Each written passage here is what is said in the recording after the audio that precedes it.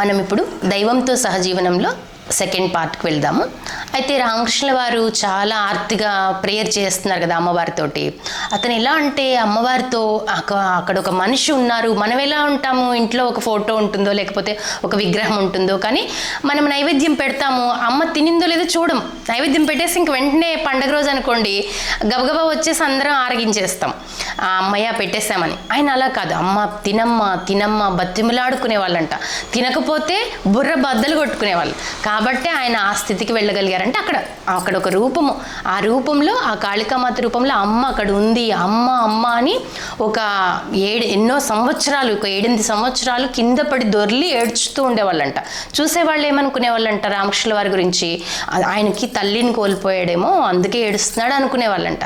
కానీ ఆయన ఏ తల్లి కోసం ఏడుస్తున్నాడు, జగజ్జనని కోసము ఆయన అలా విలిపిస్తున్నారనమాట. కాబట్టి ఎవరైనా జీవితంలో మనం ఎంతోమంది కోసం కన్నీళ్లు కారుస్తాం, భార్య భర్తలు అయితేనేమి, పిల్లలైతేనేమి, ఎవరెవరి కోసమో, స్నేహితులని, కనీసం ఇంకా రకరకాల వాళ్ళ కోసం మనం కన్నీళ్లు కారుస్తాం. ఏదైనా ఒక చిన్న వస్తువు పోతే కన్నీళ్లు కారుస్తాం. కానీ ఏ రోజైనా భగవంతుని కోసం ఒక్క కన్నీటి బొట్టు కారిస్తే గనక ఆ రోజే అసలైన నిజమైన భగవంతునికి సంబంధించిన రోజు, ఆ రోజే మంచి రోజు అని చెప్తారు. ఆ రోజు ఇంక ముహూర్తం చూడాల్సిన పని లేదనమాట. క్యాలెండర్లో నీకు ఆ రోజు భగవంతుని గురించి ఏడుపు వచ్చిందా, ఆ రోజు నువ్వు వెళ్ళి ఏ గొప్ప పనైనా స్టార్ట్ చేసేయచ్చు, అన్నీ సక్సెస్ అయిపోతాయి. అప్పుడు వెళ్ళి నువ్వు మొత్తం ముహూర్తాలు ఏంటి, ఈరోజు జాతకం ఏంటి, అసలు జాతకాలు కూడా భక్తునికి సంబంధించి అప్లై అవ్వవు అని చెప్తారనమాట. ఎందుకంటే నీ ప్రారంభం కూడా తుడిచిపెట్టుకుని పోతుంది నీ సాధన వల్ల. కాబట్టి అటువంటి సాధనలు ఎలా చేయాలో చూద్దాం. కాబట్టి ఈయన ఏం చేశారు, అమ్మ నాకు ఒక పుత్రుణ్ణి అంటే ఒక మంచి బాలుని ఇవ్వు అని ప్రేయర్ చేస్తున్నారు. కాబట్టి అప్పుడు అదే టైంలో ఈ అబ్బాయి వచ్చాడు. ఈ అబ్బాయి పేరు బ్రహ్మానంద స్వామి, తర్వాత పేరు ఇప్పుడు పేరు ఏంటి అంటే రాఖాల్ అంటే వీళ్ళంతా బెంగాలీస్ అనమాట. వీళ్ళంతా కూడా ఈ సాధువులందరూ కూడా వెస్ట్ బెంగాల్, వీళ్ళంతా వెస్ట్ బెంగాల్లోనే కదా ఇది స్టోరీ జరిగింది. రామకృష్ణ పరమహంస అయితేనేమి, శారదమాత, వివేకానంద స్వామి వీళ్ళందరూ అక్కడే కదా జన్మించారు. కాబట్టి వీళ్ళందరూ ఎక్కువ మంది వెస్ట్ బెంగాల్లో, ఇప్పుడంతా తెలుగు నుంచి ఎన్నో కంట్రీస్ నుంచి కూడా సాధువులు ఉన్నారు అప్పుడు ఎక్కువ మంది వీళ్ళంతా కూడా వెస్ట్ బెంగాల్కి చెందినటువంటి వాళ్ళు అనమాట. కాబట్టి రాఖాల్ అనేటువంటి నామధేయం కలిగి ఉన్నాడు ఆ బాలుడు. ఆ బాలుడిని చూడగానే పేరు తెలిసింది స్వామివారికి, గురుదేవులకి. రామకృష్ణుల వారిని గురుదేవులు అంటారు, వివేకానంద స్వామిని స్వామీజీ అంటారు. కాబట్టి గురుదేవులు వారు ఆయన చూడగానే, రాఖాలని వినగానే, ఆ పేరు వినగానే ఒక దివ్యమైనటువంటి ఉన్మత్త భావంలోకి వెళ్ళిపోయారంట ఆయన. ఎందుకు అంటే ఒక మనిషిని చూడగానే వాళ్ళకు అర్థమైపోతుంది అనమాట, ఈ మనిషి దేనికి పనికి వస్తాడు, దేనికి పుట్టాడు, భగవంతుని కోసం పుట్టాడు, నాతో కలిసి జీవించడానికి పుట్టాడు అని ఆయనకు అర్థమైపోయిందంట. అర్థమైపోయి ఒకలాంటి ఉన్మత్త స్థితిలోకి వెళ్ళిపోయి ఆ బాలుని చేయి పట్టుకుని నువ్వు ఇక్కడికి చెందిన వాడివి అని అన్నాడట. ఇక్కడికి చెందిన వాడివి అంటే భగవంతునికి ఆయన భగవంతుడే, ఆయనకు తెలుసు కదా ఆ విషయం. కాబట్టి ఇక్కడికి చెందినవాడివి నువ్వు అని అన్నారంట. అని తర్వాత తరచుగా వస్తుండు అని చెప్పారు. ఆ అబ్బాయికి కూడా ఒక మంచి ఆనందంగా అనిపించిందంట. తర్వాత 14 ఏళ్ళ వయసు, అప్పుడంతా చైల్డ్ మ్యారేజెస్ ఉండేవి కదా. సో కాబట్టి ఎక్కువగా వెళ్తూ ఉంటే చిన్నప్పుడే ఈ అబ్బాయి ఏం చేసేవాడు, ధ్యానం అది చేసేవాడు. ఎవరైనా పూజారులు వాళ్ళు వస్తుంటే వాళ్ళు కీర్తనలు అవి పాడుతుంటే ఈయన కూడా అక్కడ కూర్చొని వినేవాడు. ఇట్లా ఉండేదంట. ఎందుకంటే పువ్వు పుట్టగానే పరిమళిస్తుంది అంటారు కదా, అలాగా చిన్నప్పుడే వాళ్ళ వాసనలు ఎలాంటివో తెలిసిపోతాయి చూసేవాళ్ళకి, పెద్దవాళ్ళకి. కాబట్టి ఆ అబ్బాయి మంచి లక్షణాలు కలిగి ఉన్నటువంటి ఒక ఆధ్యాత్మిక పరుడు అనమాట చిన్నప్పుడే, ఆ బాలుడిగా ఉన్నప్పుడే. కాబట్టి 14 ఏళ్ల వయసులో ఇలా దక్షిణేశ్వరం వెళ్తూ ఉంటే అప్పట్లో అందరూ భయపడేవాళ్ళు అనమాట. ఇట్లాంటి యంగ్స్టర్స్ అందరూ దక్షిణేశ్వరం వెళ్ళి ఏమయ్యేవాళ్ళు, మెల్లగా సన్యాసం స్వీకరించేవాళ్ళు.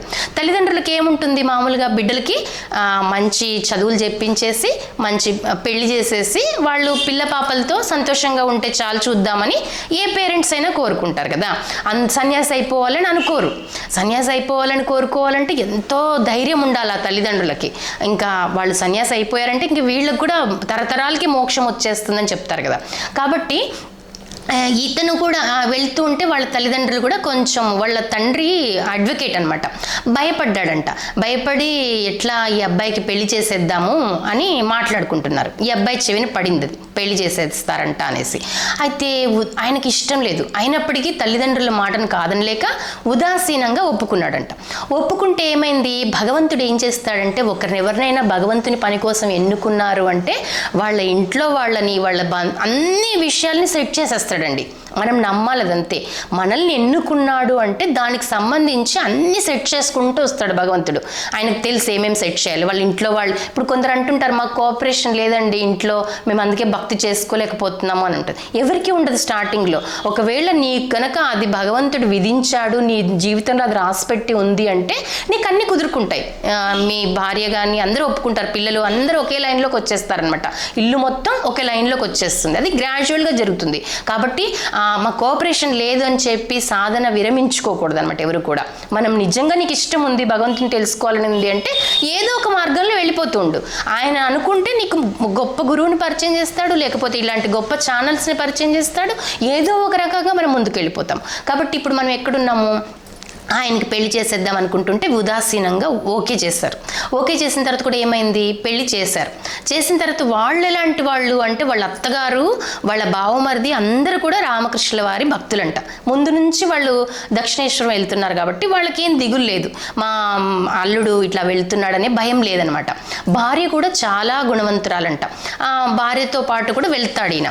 ఒకసారి దక్షిణేశ్వరం వెళ్తే రామకృష్ణుల వారు పరిశీలిస్తారు, అమ్మాయిని పరిశీలించి అక్కడ ఆచారం ఏంటిది అంటే శారదమాతను పిలిచి ఆమె యొక్క ముసుగు, వాళ్ళందరూ ఇలా ముసుగు కప్పుకొని ఉంటారు కదా, ఆ ముసుగు తొలగించమని చెప్పి ₹1 ఇస్తారంట. శారదమాత అంటే కోడలు ఇంటికి వచ్చినప్పుడు వాళ్ళకి అది ఆచారం అంట అక్కడ.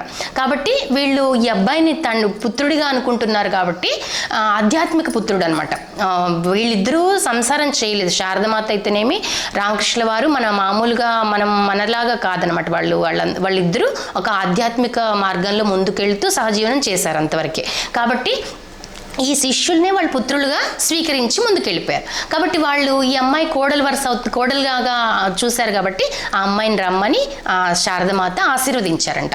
అప్పుడు వాళ్ళకి అర్థమైందంట ఈ అమ్మాయి చాలా గుణవంతురాలు, చాలా భక్తి కలిగింది, ఈ అమ్మాయి వల్ల ఈ రాఖాలకు వచ్చిన ఇబ్బంది ఏమీ లేదు అని చెప్పి తెలుసుకున్నారు. తర్వాత వాళ్ళకి ఒక పుత్రుడు కూడా కలుగుతాడు. ఇంత జరుగుతున్నా ఈయన మాత్రం దక్షిణేశ్వరంకి వస్తూనే ఉంటాడు, భక్తి చేసుకుంటూ ఉంటాడు, చాలా చాలా ఉన్మత్తతలో ఉంటాడు. రాకాలు కూడా ఎంత అంటే గురుదేవులకు సేవ చేస్తూ కూడా గురుదేవులే ఒక్కొక్కసారి ఈయనకు సేవ చేసేలాగా అయిపోతూ ఉంటాడంట, అన్ని మైమర్చిపోతూ ఉంటాడంట. ఒకసారి అంటారు కూడా రామకృష్ణుల వారు, రాకాలు ఇంకెక్కువ నాకు సేవలు చేయలేకపోతున్నాడు, ఆయనకే నేను తిరిగి సేవలు చేయాల్సి వస్తుంది, అంత స్థితికి వచ్చేసాడు అని సంతోషంగా అంటారు. వేరే గురువులు అనుకోండి, ఇప్పుడు మన కలియుగంలో ఉన్న గురువులు వీడేంటి నాకు సేవలు చేయట్లేదు అనుకుంటారు కదా. ఈయన అలాంటి గురువు కాదు కదా, వరేణ్యుడు కదా, కాబట్టి అవతార వరిష్ఠుడు కాబట్టి ఆయన అంత ప్రేమగా అంత ఇదిగా అర్థం చేసుకున్నారనమాట శిష్యుల్ని. అయితే వాళ్ళకు పుత్రుడు కూడా పుట్టిన తర్వాత ఏమవుతుంది అంటే, ఇప్పుడు భగవంతుడి నాటకంలో వాళ్ళ యొక్క బంధాలని తొలగించేస్తాడనమాట. ఎప్పుడైనా కూడా బంధాలన్నీ తొలగించేసేసి భగవంతుని మార్గంలోకి వెళ్ళటానికి మార్గం సుగమం చేస్తారు. కానీ అది చాలా కష్టంగా ఉంటుంది, అది ఎదుర్కోవటము సాధకునికి చాలా కష్టంగా ఉంటుంది. అట్లా బ్రహ్మానంద స్వామి విషయంలో కూడా జరుగుతుందంట. వాళ్ళ భార్య చనిపోతుంది ఏదో ఆరోగ్యం బాగలేక. తర్వాత పుత్రుడిని వాళ్ళ తాతగారు చేరదీసి చేస్తూ ఉంటే పుత్రుడు కూడా చనిపోవడం జరుగుతుంది. ఇంత జరిగినప్పటికీ ఒక కొండలాగా అలా ధీరత్వంతో ఉండి అన్ని ఎదుర్కొని, అన్ని కష్టాలు ఎదుర్కొని అలా ముందుకెళ్ళిపోతారు. మనం అనుకోవచ్చు మనం సన్యాసం తీసుకోవాలంటే మనకు సంసారం ఉంది కదండి, మనకి ఈ డౌట్ కూడా రావచ్చు. ఇప్పుడు అదే ఆయన ఎలా వదిలేసి, అలా భార్య పిల్లల్ని వదిలేసి, ఎలా కొంతకాలం ఆవిడ కూడా సాధనలు చేస్తూ ఉంటారు, ఈయన వదిలేసి ఆశ్రమంలో ఉండిపోతాడనమాట దక్షిణేశ్వరంలో. మనం అనుకోవచ్చు ఇది తప్పు కదండి, ధర్మ విరుద్ధం కదా, మనం ఎలా ఆయన వదిలేసి వెళ్తాడు అనుకోవచ్చు. కానీ ఎప్పుడు తప్పు కాదు అని చెప్తారు గురువులు అంటే, ఒక వ్యక్తి ఉన్నాడు అనుకోండి, ఆయన యొక్క 75% టైం ఆయన భగవంతుడికి కేటాయించేసి మిగతా 25%లో మాత్రమే తన జీవనాన్ని గురించి కొద్దిగా శ్రద్ధ తీసుకుంటున్నాడు అనుకోండి, అంత వైరాగ్యము అంత భక్తి కలిగినప్పుడు తప్పకుండా సంసారాన్ని త్యజించవచ్చు, సన్యాసాన్ని స్వీకరించవచ్చు అని మనకు శాస్త్రాల్లోనే చెప్పబడి ఉందన్నమాట. అంత స్థితి ఆయనకు కలిగింది. అలాగే భగవంతుడు కూడా ఆయనకు ఉన్నటువంటి బంధాలను ఒక్కొక్కటి తీసివేయడం జరిగింది. ఆయన కూడా దాన్ని ధైర్యంగా ఎదుర్కోవడం జరిగింది. తర్వాత ఏం జరిగిందో మళ్ళా వచ్చే ఎపిసోడ్లో చూద్దాం. సర్వం శ్రీరామకృష్ణార్పణమస్తు. లోకా సమస్త సుఖినో భవంతు.